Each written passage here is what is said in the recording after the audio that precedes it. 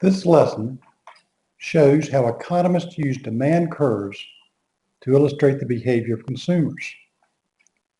We'll find that movements along a demand curve illustrate how consumers respond to changes in the price of a good, while shifts of a demand curve capture how consumers respond to other changes that affect how much of the good they are willing to purchase.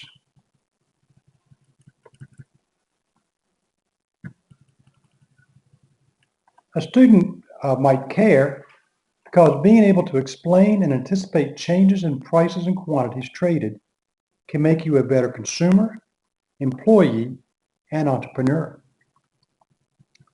Here are the main points of the lesson.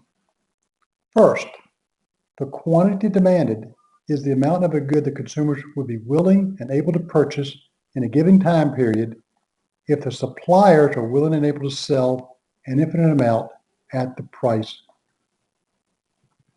Second, the quantity demanded decreases as price increases, and the quantity demanded increases as price decreases when the other non-price determinants of the quantity demanded remain constant.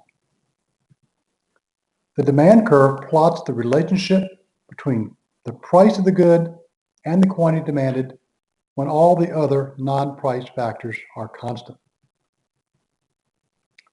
Many things besides the price of the good affect how much of a good consumers want to buy. When one of these other things changes, the demand curve shifts. Whether a good is normal or inferior depends upon whether demand increases or decreases when income increases. Whether goods are substitutes or complements depends on whether the demand for one good increases or decreases when the price of the other good increases.